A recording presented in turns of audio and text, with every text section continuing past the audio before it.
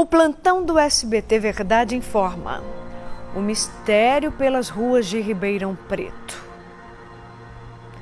Placas com mensagens enigmáticas foram flagradas pelas vias da cidade. Você, que é de Ribeirão Preto, ou você de outra cidade, que já veio para Ribeirão Preto, já encontrou algo do tipo uma placa com os dizeres: selva, silêncio?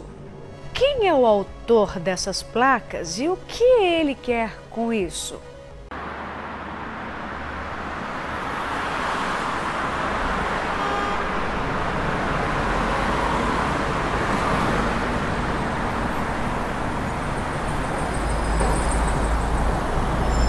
Quando eu cheguei em Ribeirão Preto, uma das coisas que mais me chamavam a atenção era o fato de as placas de rua não serem as convencionais, como em qualquer outra cidade. Elas eram brancas de PVC, escritas à mão. O que eu achava mais incrível é que não tinha só placa com nomes de ruas, avenidas, praças, e sim indicações de localização, como para Araraquara, siga mais 800 metros e vire à direita. Era um verdadeiro guia. Tinha também algumas utilitárias, Neuza Cabeleireiro, não estacione, tudo misturado. Outra coisa, como as placas não têm que seguir nenhuma norma, elas são criativas, têm setas, fazem curvas, são colocadas em penca. Depois eu descobri que quem fazia e instalava era o seu Nelson das placas, e com o dinheiro do próprio bolso, ou seja, ele acabou ocupando um lugar que o poder público deixou vazio. É um vereador da Câmara chamado Nelson das Placas, você entendeu? Você já ouviu falar? Essas placas aí são dele.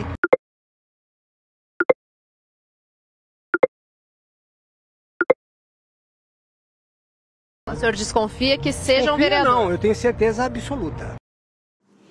A gente optou por fazer placas idênticas às do seu Nelson, justamente porque as placas dele estão totalmente inseridas na cidade. E assim as nossas palavras se diluiriam em meio à sinalização das ruas. Para isso, a gente fez uma pesquisa do material que ele utiliza para base e para pintura e também da letra que ele usa. A gente coletou essas letras, fotografando várias placas, depois recortou a imagem de cada uma e criou um alfabeto completo com a letra dele. Então, hoje, a gente consegue escrever facilmente qualquer palavra com essa tipologia. E essa fonte foi batizada de Times New Nelson. Por que será que escolheram a palavra delírio para essa rua? Sinceramente, eu não sei. A nossa escolha de palavras não foi aleatória. A ideia inicial era brincar com os lugares que à primeira vista parecem irreais, mas não são. Colocamos mar, por exemplo, apontando para o litoral de fato. E a intenção era fazer com que as pessoas olhassem para a cidade. A gente passa, às vezes, tão depressa e não vê. E, de repente, uma placa que não parece fazer o menor sentido te faz olhar, pensar, concordar ou não, mas ela te fez reparar na cidade. E a gente seguiu essa linha de pensamento até o momento em que percebemos que podíamos brincar um pouco mais e que isso podia trazer mais reflexão.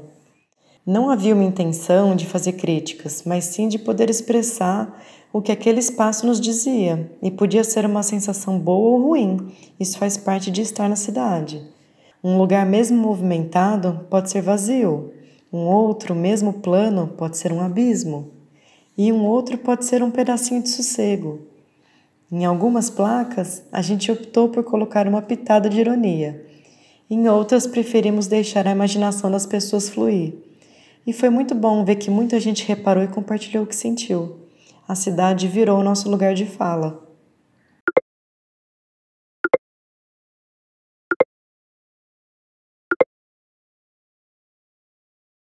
O que você sente andando pelas ruas? O que a cidade te conta quando você anda pelas ruas? Reação provoca, né, e faz a gente pensar um pouco, no meu caso, no tempo que a gente vive, né, de muita confusão mental, muito delírio. Ribeirão Preto teve vivenciado nas últimas décadas uma intensa urbanização. Com 99% de sua população concentrada no perímetro urbano, obras viárias tornaram-se cada vez mais necessárias em uma cidade que privilegia o transporte individual, Uma cidade linear forma um pensamento linear, e como antídoto, a localização das placas foi pensada para ir na contramão, gerando um leve estranhamento para quem circula por essas ruas. Foram concentradas no eixo centro-sul, priorizando lugares com intenso fluxo de carros e pessoas, colocadas distantes umas das outras, para assim serem descobertas aos poucos, como doses homeopáticas de uma poesia urbana.